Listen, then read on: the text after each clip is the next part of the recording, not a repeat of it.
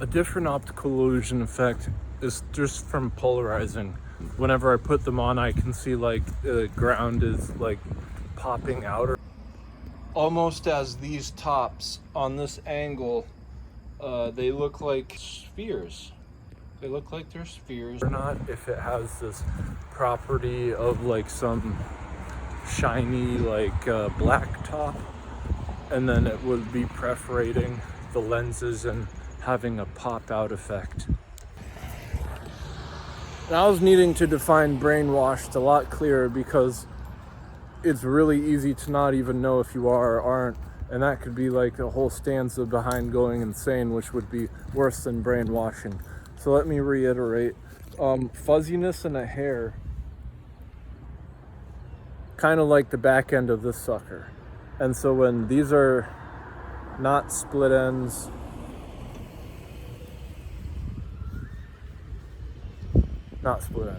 and so when you're brainwashed, you can see something that's there when it really isn't. But the whole concept behind an optical illusion effect is that it is actually there. The data points are there, and then if you're not brainwashed, you would be able to deduce that it is an optical illusion effect. Brainwashed person, they would think that it was real and the best thing since sliced bread. Whereas if you weren't brainwashed, you would be able to see it is not the best thing since sliced bread, and it's only partial complete. Whereas the 3D image on an optical illusion effect, you know, the ones that have like the scratch boards, little clear lines that you scratch, and what the image behind it is pops out through them. And so when it is popping out through it, it is not as clear as like a solid, because it's part transparent, because you can only see it by blurring your eyes. And so for the system of engagement, if it were, instead of air molecules, the hair follicles, you swap those two, and then the derivative from each night to night is going to give you different pressures. If you base it off the solar lensing, then you're going to be able to get the difference. Softer than the western part of the landmass from sea to shining sea, well then that would break off because it would all be softened. If it had enough pressure and quakes happening, that's where it would go. And path of least resistance would be finding a split. And it's so great because you can just make that calculation because it's there. That's what Lewis and Clark were striving for. And so the more that you are able to have something staple, like a hole in the sky in Utah, you're gonna be able to use that as an orientation, like the finding the North Star, finding the dark spot in Utah. You're gonna be able to encapsulate like an electric wire that you would be using to plug into a car, undercut that threshold, and just use that dark spot as a charge station. If you know how to eliminate the regenerating a charge, just like how a hair follicle is plucked out, instead of that being your car, that would just be able to be deduced by a lens system, which you could probably just pull up an app and have that calibrate. No different than a compass, because the latitude and longitude of that in the sky is probably orchestrated each night for the meteorologist of that region.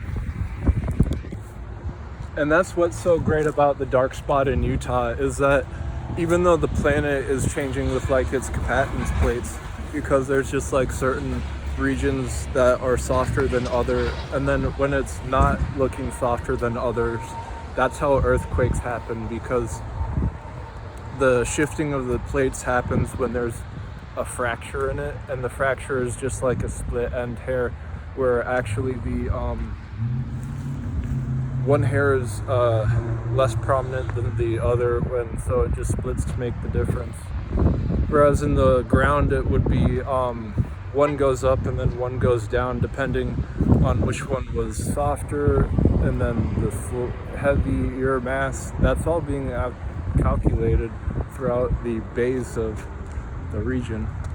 And so if you can get the entire New England soft, as if it were to make a new type of tar pit, not to encapsulate dinosaurs, they're gone, but to be more elusive and actually like take out the second most prominent species. Softer than the western part of the landmass from sea to shining sea, well then that would break off because it would all be soft enough. If it had enough pressure and quakes happening, that's where it would go. And path of least resistance would be finding a split. And it's so great because you can just make that calculation because it's there. That's what Lewis and Clark were striving for. And so the more that you are able to have something staple, like a hole in the sky in Utah, you're going to be able to, because Utah has a dark spot in the sky. It isn't, like pagan. I just found out that this today. It's actually like a dark spot, and there's 3 other ones. And it's, no surprise that in Utah they have a black tar pit. Go figure. The dinosaurs were preserved so well, and they've got a great museum in Utah just because Utah was known to have the tar pit, and that's where all the dinosaurs got fossilized, aka mummified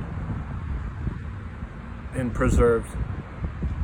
So I wouldn't even be surprised if the dark spot, sort of like a Bermuda Triangle ordeal, was directly encapsulated from the tar pit.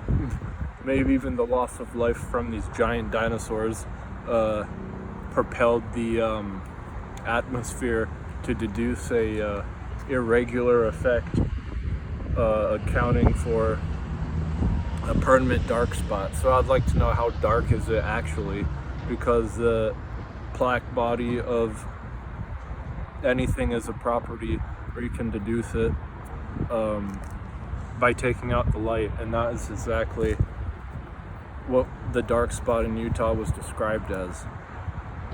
And this falls into line with lensing, which has been a great facet for many people, like Newton, who poked his eye out with a needle. He didn't poke it out, but he went blind from poking it, so the light went out. And he was trying to deduce something important enough to do that, because he continuously did it, but until he went blinded, and that was a loss. But I'm sure he was doing it for a great reason, because lensing is a lost art, where they're trying to reincorporate it with electric outlets, even though the light in an electric outlet, it's like somewhat shuttled, because in tunneling the electric into the car, you're basically having to get all these components that are just kind of hidden, such as carbon. It makes more carbon to produce from the Exxon and BP outlet electric stations in order for it to go and get sent to a charge station than if you were to buy a car emitting the carbon. It's 3 times less. And they just ratify it and deduce it to make it entail out a different end, because you can't see the lensing. If you make it more abrupt, the lensing out in the open, instead of inside of a cord, you can induce electric and have it be even fastened better than the depletion, because the batteries of the cars, they're worth more than the actual car. So when the battery blows out in an electric car, you throw away a brand new car, because in order to buy another battery to fit it isn't even worth the amount it would take to buy another electric car. And so in the junkyard you see all these brand new cars, and they're all the electric cars because the batteries are broken and they snap and leak everywhere. And now you've got all this super conductive lithium leaching into the ground, sludging. So in math, there's a foci, and I think that's what you blur your eyes in an optical illusion to focus on. And when you do that, the base of a parabola below the foci would appear more like there's an encryption in it. And by blurring your eyes on the foci, that encryption is decrypted. And then you see the 3D imaging of it, what was in there. What if you could do that for a QR code, and you're blurring your eyes? And so the definition of refining and exciting, though they're similar, needs to be described, because the more that you pull out a hair and tighten it by straightening it, it's going to lose more and more of its elasticity, meaning more and more of its characteristic that was shut out when it was plucked out of your hair. When it was plucked out of your scalp, it probably loses the ability to recoil. So if you put a snake inside of a tube and then you're able to collapse the tube, I don't know, by putting heat on it so it shrinks. That's how plastic shrinks. If you did that, the snake would, one thing, be tortured. Treat them however we want, or if they don't listen. And this is all worse than the tough guys. So there's tough guys who want to run roughshod because they've been given a clear path and they think that they can get their cut. And what exactly that means is you need to throw someone under the bus. How many tough guys want to throw innocent people under the bus? And that's a livelihood stance.